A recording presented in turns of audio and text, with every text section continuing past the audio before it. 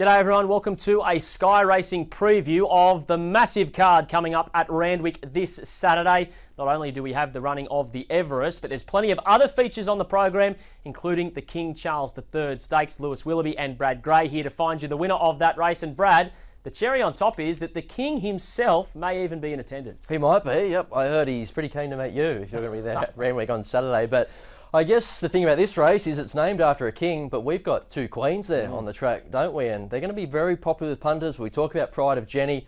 Win, lose or draw, the amazing part about her is that you know you're in for a show. Absolutely. She goes out hard out in front. She breaks them up. But you've only got to go back 12 months ago, and Fangirl won this very race and did it impressively. Yep, certainly did. Here is the field, and you see last year's winner there at number 10 in Fangirl, right above her, the other queen in Pride of Jenni. But there's a host of names there who are genuine big horses in their own right and maybe a prime for some sort of upset. Definitely, yep. Che Wolf probably the top of that list because he is a last start winner in the Epsom. And even Celestial Legend, he gets blinkers first time. We haven't seen the best of him in 2 runs back, but Blake Shin jumps aboard third up.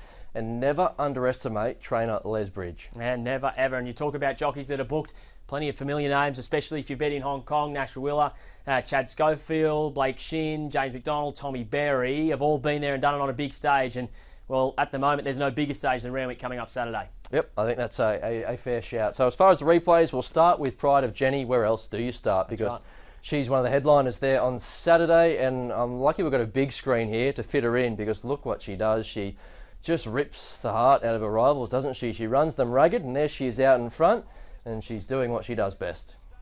Animated and goes for the Persuader, then Antino. Pride of Jenni has a really good buffer, 200 to go. She's 5 lengths in front. Mr. Brightside's chipping away. Pride of Jenni trying to find the reserves at the 100. She's 3 in front of Mr. Brightside. It's all too late. Pride of Jenni has run them into the night. Pride of Jenni by a length and a half. Mr. Brightside, Antino, last attrition.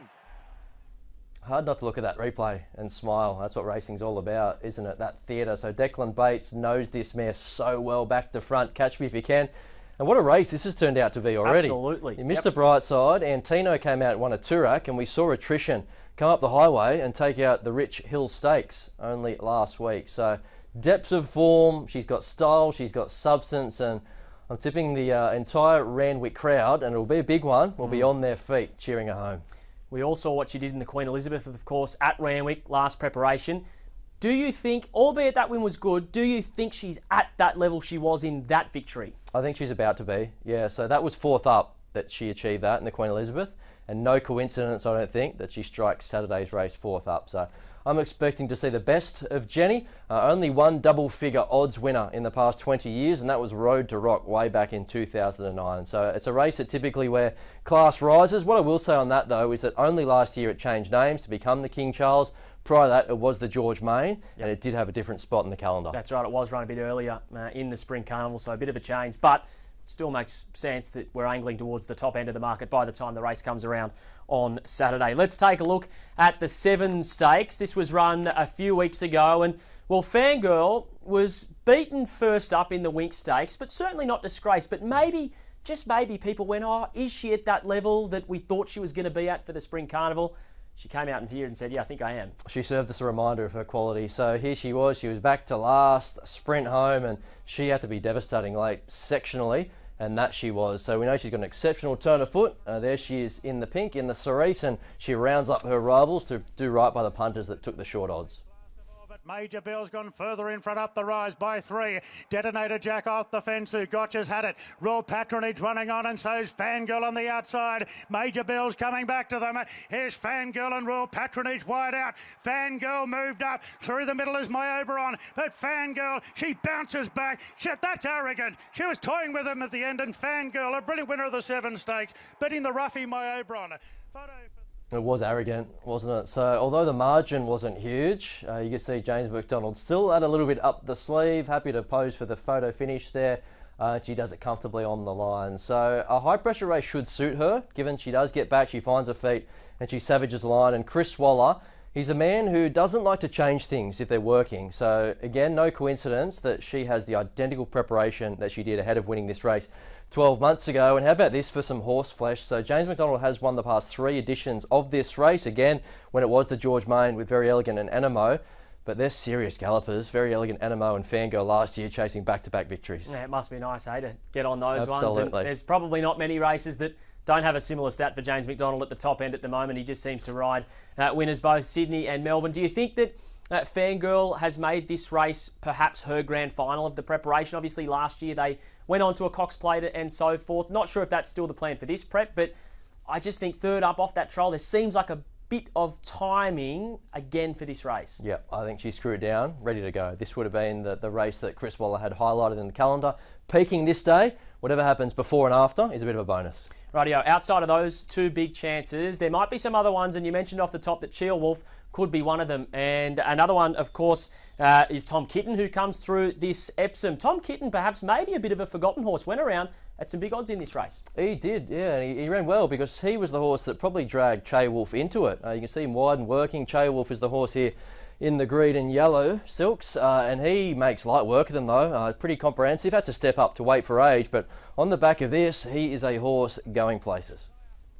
Glamour. Further back to my Oberon. Kovalikas looking for a gap door. Got shut out there. Racing to a narrow lead as Royal Patronage. Now the favourites coming. Cheo Wolf right down the outside. Tom Kitten tries to go with him, but Cheo Wolf with the wind in his sails draws away for a big win in the Epsom. Beating Tom Kitten. Photo third. Royal Patronage.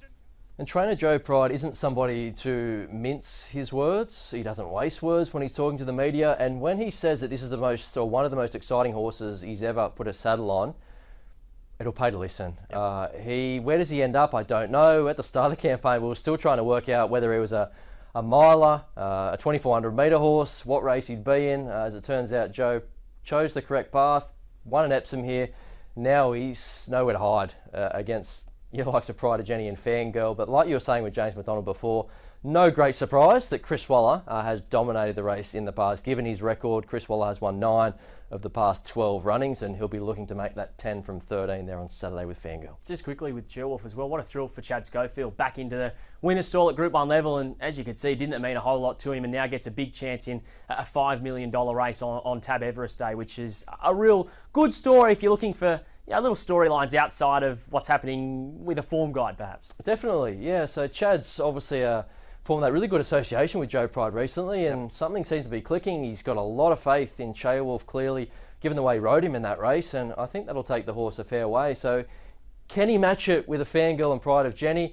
I'm thinking he's a chance, but I do think the tip in the race has to be Pride of Jenni. Okay, well that leads us that's the way that I've gone. To your tip. So I guess the 2 schools of thought are, do you stick with the 2 queens of the race, or do you maybe try and find a blowout, as we saw in the previous stat? Often the class prevails. Yeah, Pride of Jenni and Fangirl. So pretty simple there. Pride of Jenni out in front, doing her thing, and if she runs up to her best, I think she will be winning. And you say that, how do you ride against her? I don't think you can. I don't know a way, because you've got to drag yourself out of your comfort zone, the way that she breaks up fields, and Fangirl has to run well. The drier the better for her, so there'd be a little concern if we did get that rain on Friday, but if it stays dry, it stays fair, she'll be the one motoring home at the finish to make it interesting. So there's your duet play with that Whirlpool. Heard King Charles is a big fan of the old duet as well. So when I meet him, I'll have to bring you along and tip him into, this bloke knows how to play his duets, especially when these pools are going to be so big. Coming up on Saturday from Randwick on Everest Day, the King Charles III Stakes, $5 million up for grabs. There's how we think it's going to play out. You'll catch it on Sky Racing.